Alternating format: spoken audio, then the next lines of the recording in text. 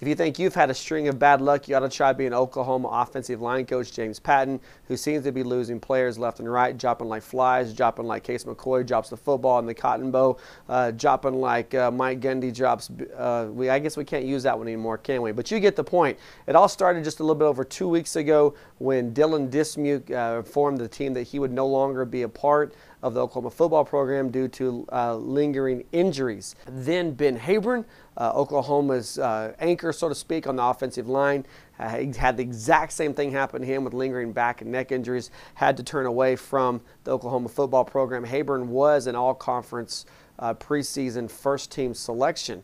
That was followed up by the news of freshman John Michael McGee, a former high school All-American, deciding that he was going to quit the program. McGee was given Monday off to determine whether he wanted to continue to pursue a football career at Oklahoma or choose other ways to get an education.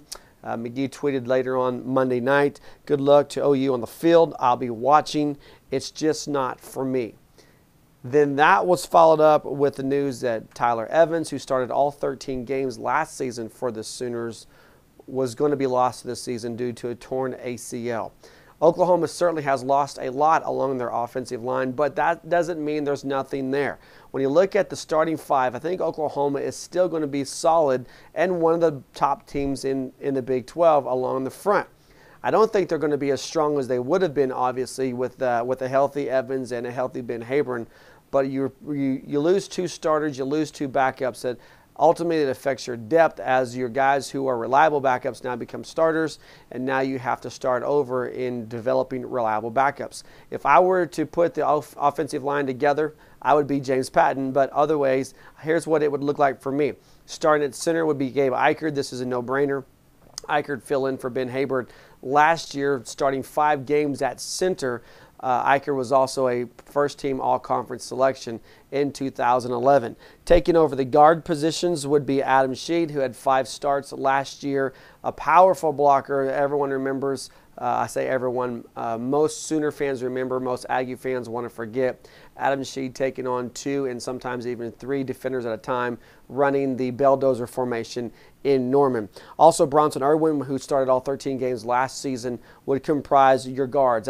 At the tackle position, you'd have Lane Johnson, who has 12 starts under his belt, and then Darrell Williams steps in after having played in 9 games and takes over as a starting tackle.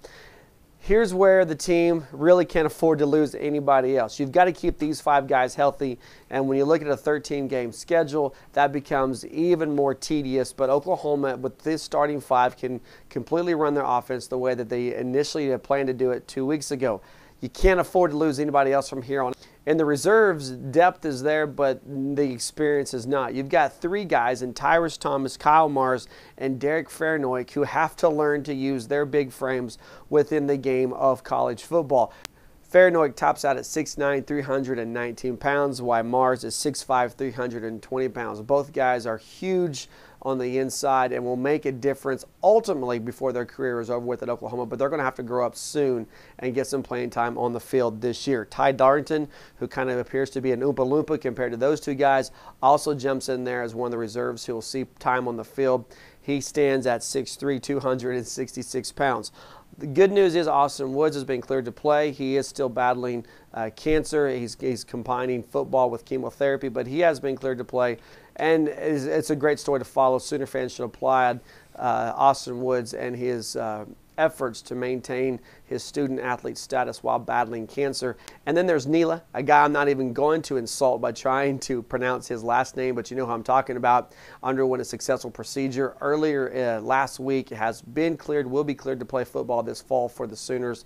He will fit into this rotation as well. Oklahoma will have to get all of these players in the game at some point this season. You can look for the Oklahoma Sooners to have a steady rotation of offensive linemen in the first 2 games of the season against UTEP and Florida A&M, as the Sooners have to develop a consistency amongst their starting 5 and then also develop depth behind those guys, because unfortunately, as we have learned even before the season starts, the injury bug has no discrimination who he strikes against. Hey, while you're here, make sure you subscribe to our YouTube channel. It's free, it's easy, it's for you to have, as we give you our takes and the latest rundown on our Oklahoma Sooners, as well as make sure you check out crimsonandcreammachine.com every day for our takes on the Sooners as they head into the 2012 football season.